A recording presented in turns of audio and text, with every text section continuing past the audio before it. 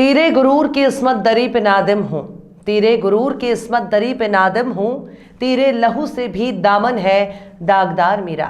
सलाम, नमस्ते, सत श्री अकाल। मैं हूँ आपके साथ हर्षिता मिश्रा और आप देख रहे हैं टाइम्स मेल। आखिरकार वही हुआ जिसका डर था। इस बात के कयास पहले ही लगाए जा रहे थे कि हिजाब के विरोध का मामला दूसरे देशों तक ना फैल जाए।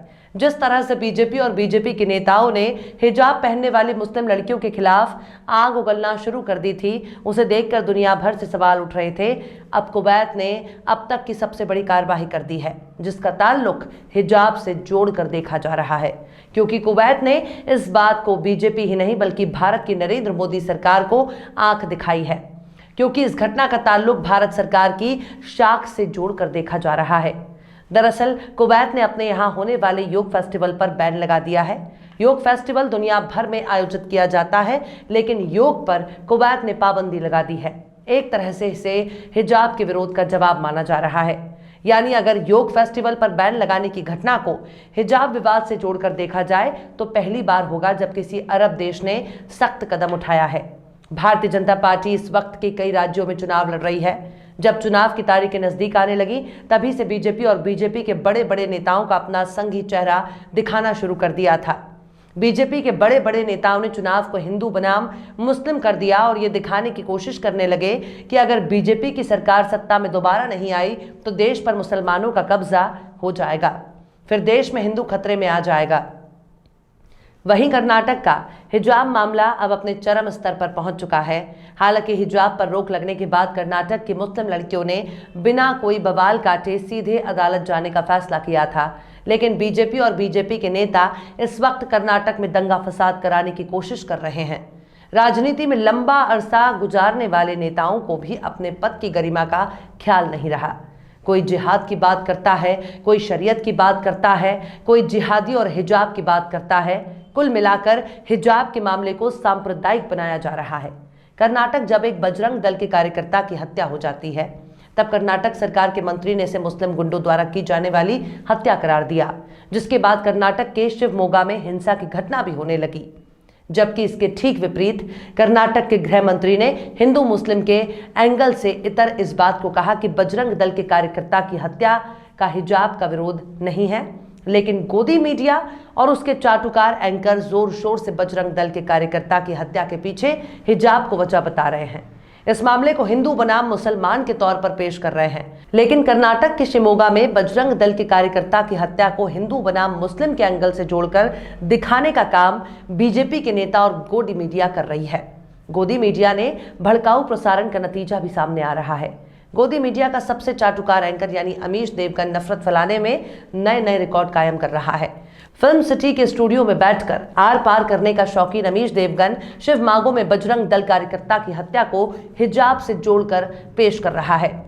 जाहिर सी बात है, अमीश देवगन जिस चैनल के लिए काम करते हैं वो चैनल दरअसल अंबानी का है। वही अंबानी जिसे पीएम नरेंद्र मोदी का सबसे खासम खास माना जाता है। वही अंबानी जो देश के बड़े और अमीर तरीन लोगों में शुमार है। वही अंबानी जो कोरोना के दौर में कमा कर लाल हो गए थे। वही अंबानी जिनको पीएम मोदी का करीबी होने का सबसे ज्यादा फायदा मिल रहा है। लेकिन सबसे बड़ा सवाल है कि एक हिजाब का मुद्दा बनाकर भारतीय जनता पार्टी आखिर क्या करना चाहती है और भारतीय जनता पार्टी का मकसद क्या है। जैसा कि हम आपको पहले ही बता चुके हैं कि बीजेपी के लिए हिजाब कोई मुद्दा नहीं था, लेकिन अब हिजाब ही बीजेपी के लिए मुद्दा बन चुका है। बहुत से लोग इसे चुनाव से जोड़कर देख रहे हैं, लेकिन चुनाव तो हर महीने होते रहते हैं। एक जगह चुनाव खत्म हो रहा होता है तो दूसरे चुनाव की तैयारी चलने लगती है।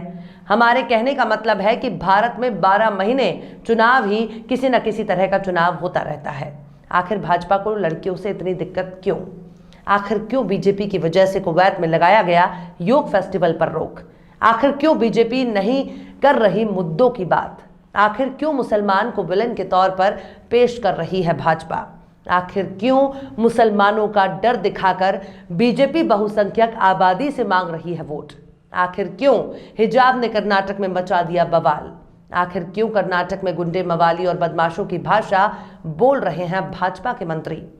आखिर क्यों कुवैत के योग फेस्टिवल पर लगा दिया गया बैन? आप बताएंगे आपको और भी बहुत कुछ, लेकिन आप अगर हमारे चैनल पर नए हैं और पहली बार हमारी वीडियो को देख रहे हैं तो आप हमारे चैनल टाइम्स मेल को सब्सक्राइब कर लें, वीडियो को लाइक कर दें और बेल आइकन का नोटिफिकेशन बटन भी प्रेस कर दें ताकि बिना देरी हमारी हर खबर आपको मिलती रहे।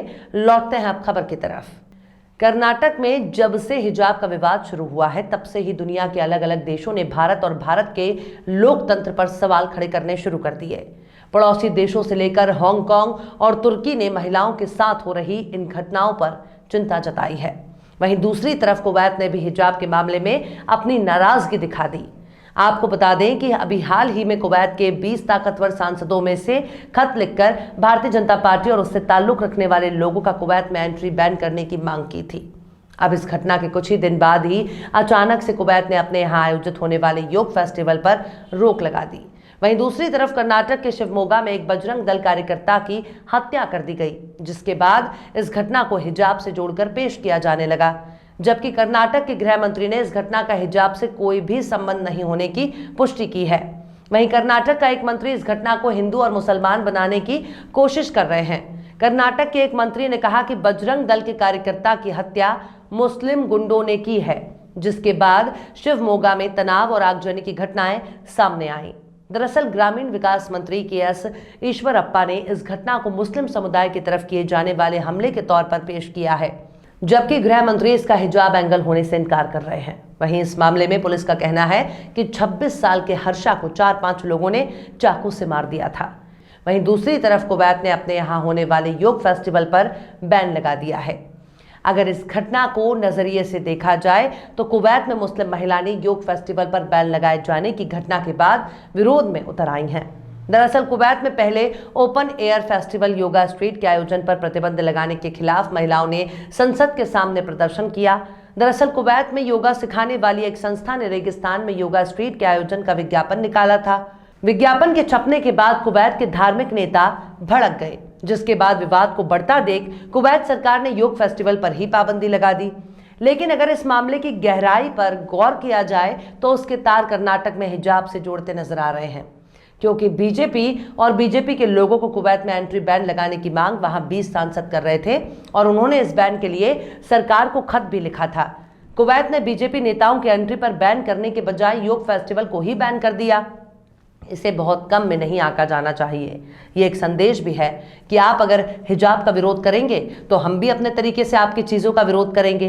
इस वक्त भारत का अंतर्राष्ट्रीय स्तर पर काफ़ी बदनामी हो रही है, जिसके लिए सिर्फ और सिर्फ केंद्र की नरेंद्र मोदी सरकार और भारतीय जनता पार्टी को जिम्मेदार माना जा सकता है, जिन्होंने भारत के बरसों पुराने मान सम्मान को धक्का पहुंचाया है।